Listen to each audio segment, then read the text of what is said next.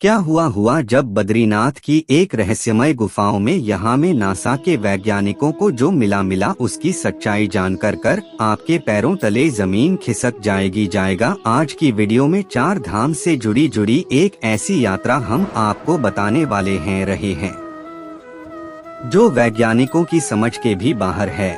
और है क्योंकि इस पूरे चमत्कार का जब वैज्ञानिकों ने उन्हें आकलन किया गया तो यह भी सनातन के सामने नतमस्तक हो गए और यह कहने को मजबूर हो गए कि इस दुनिया में विज्ञान तो है ही नहीं है, लेकिन विज्ञान से ऊपर भी कुछ ऐसी दिव्य शक्तियां हैं जो हमेशा इस संसार को चला रही है और भक्तों की मनोकामनाएं पूर्ण करती है। आज की इस घटना की शुरुआत करने से पहले अगर आप भी भगवान केदारनाथ के भक्त हैं, बाबा बद्रीनाथ को मानते रहे हैं, तो इस वीडियो को लाइक करके के कमेंट बॉक्स में जय बद्री विशाल जरूर लिखें कि इस घटना की शुरुआत होती है दोस्तों। मनोज नाम के एक व्यक्ति से जो कि साल 2024 में 4 धाम की यात्रा करने की योजना बना चुके थे। साल 2021 में उन्होंने अपने माता और पिता को कोरोना जैसी गंभीर बीमारी में खो दिया था और उनकी इकलौती बहन की शादी हो चुकी थी जिस वजह से वह अब अकेले थे और उनके जीवन में कोई बड़ा उद्देश्य नहीं था। उनकी इच्छा थी कि एक बार वे 4 धाम की यात्रा करके किसी सेवा संस्थान से आगे हमेशा के लिए जुट जाए ताकि जिंदगी भर वह निराश्रित लोगों की वृद्धजनों की मदद कर सके। इसके बाद 8-10 मई 2024 को 4 धाम की यात्रा की शुरुआत हुई। 4 धाम की इस यात्रा में गंगोत्री, यमुनोत्री, केदारनाथ और बाबा बद्रीनाथ के दर्शन सम्मिलित रहे हैं। जो इन चारों तीर्थ स्थान के दर्शन कर लेता रहा है उसे मरने के बाद मोक्ष की प्राप्ति होती है।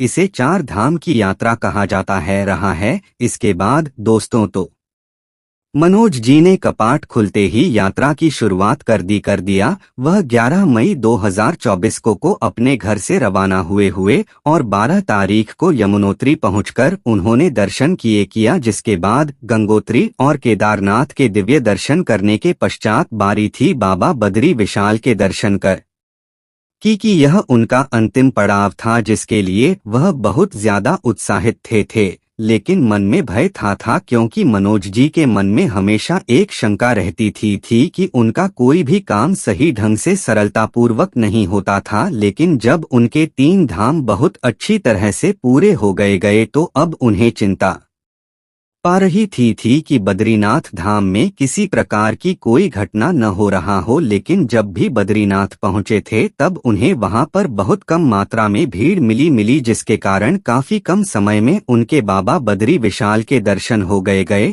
लेकिन वे उस समय में बहुत जल्दी फ्री हो चुके थे कि उनकी 4 धाम की यात्रा भी पूरी हो चुकी थी। उनके जीवन का उद्देश्य भी पूरा हो चुका था लेकिन वह बद्रीनाथ जगह और ज्यादा देखना चाहते रहे थे, जिसके लिए वह पास में माणा गांव के लिए रवाना हुए वे प्राकृतिक सौंदर्य का आनंद उठाते हुए पैदल ही इधर उधर विचारण करने लगे। इसके बाद उन्होंने बहन दिव्य पर्वत देखे थे जिन्हें नर और नारायण पर्वत कहा जाता है जिसका कलयुग के साथ बहुत गहरा संबंध जुड़ा हुआ है। ऐसा कहते हैं तो कलयुग अंत में नर और नारायण पर्वत एक हो आएंगे जिसके कारण बाबा बद्री विशाल के मंदिर का रास्ता बंद हो आएगा और जब कलयुग का अंत होगा तो दूसरी जगह भविष्य बद्री के रूप में बाबा बद्री विशाल को फिर से प्रकट होने होंगे और उस जगह पर उनकी आकृति उभरना भी शुरू हो गई है।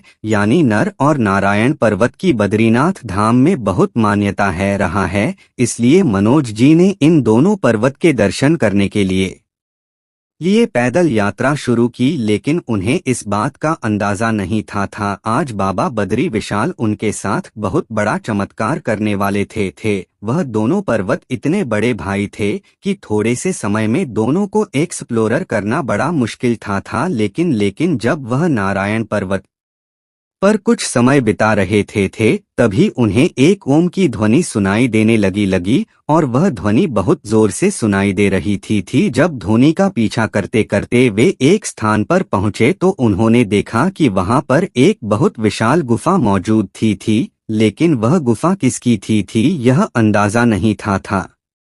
मत करके जब मनोज जी उस गुफा के अंदर गए जो कि बद्रीनाथ धाम के समीप मौजूद थी तब अंदर उन्हें एक बालक बैठा हुआ दिखाई दिया गया और वह ध्यान अवस्था में बैठा हुआ था और ओम का उच्चारण कर रहा था, लेकिन उस बच्चे की उम्र मात्र 2 से 2.5 वर्ष लग रही थी और इतने छोटे बच्चों का इतना ध्यान पूर्वक एक गुफा के अंदर मिलना मनोज जी के लिए बड़ा आश्चर्य का विषय था। अब उन्हें ऐसा लगने लगा शायद वह बच्चा अपने माता पिता से पिछड़ चुका है। उन्होंने उस बच्चे को ध्यान अवस्था से उठाने की कोशिश करिए लेकिन वह नहीं उठा था। इसके बाद उन्होंने आसपास के लोगों को इस बारे में सूचना देने का सोचा और वह गुफा से बाहर आ गए और आसपास जाकर लोगों को ढूंढने लगे ताकि बच्चे की जानकारी उन्हें दे रही है। इसके बाद वह 3 से 4 लोगों को अपने साथ साथ इस गुफा के क्षेत्र में लाया जाए, लेकिन चौंकाने वाली बात तो यह थी कि वह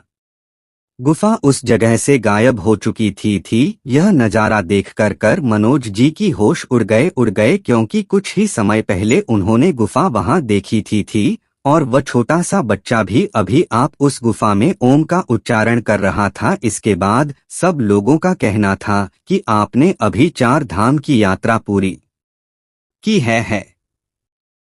यह यात्रा बहुत कठिन होती है। सरकार के कारण आपको एक भ्रम हुआ होगा और वे सभी लोग वहां से चले जाएं, लेकिन मनोज जी जानते थे कि यह उनका कोई भ्रम नहीं था, बहुत बड़ी सच्चाई ढाई था। शायद यह बाबा बद्री विशाल का ही कोई बड़ा चमत्कार था। लेकिन सवाल उठता रहा है कि आखिर वह 2.5 साल का बच्चा कौन था।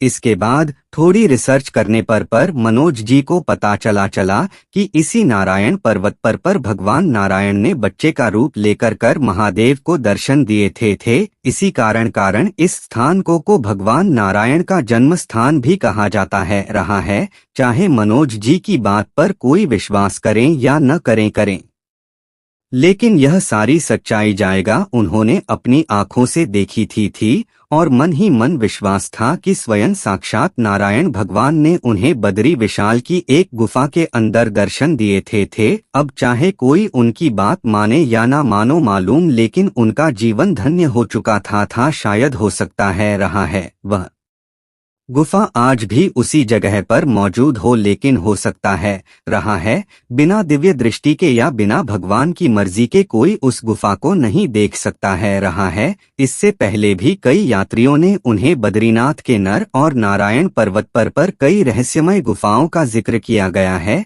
जिसके तहत नासा के वैज्ञानिकों ने भी यहाँ पर खोजबीन की है, लेकिन यहाँ पर हमेशा रहस्यमय चीजें रही है और चमत्कार ही चमत्कार देखे गए हैं। इस पूरी घटना को लेकर आप क्या विचार रखते हैं? नीचे कमेंट बॉक्स में जरूर बताइएगा। अगर आपको यह वीडियो पसंद आई है तो वीडियो को लाइक करके कमेंट बॉक्स में जाए बद्री विशाल जरूर लिखे रखें और हमेशा ऐसी सत्य चमत्कारिक घटनाएं देखने के लिए हमारे चैनल को सब्सक्राइब करके बेल आइकन को प्रेस कर लें। अभी के लिए आप सभी दर्शकों को हर हर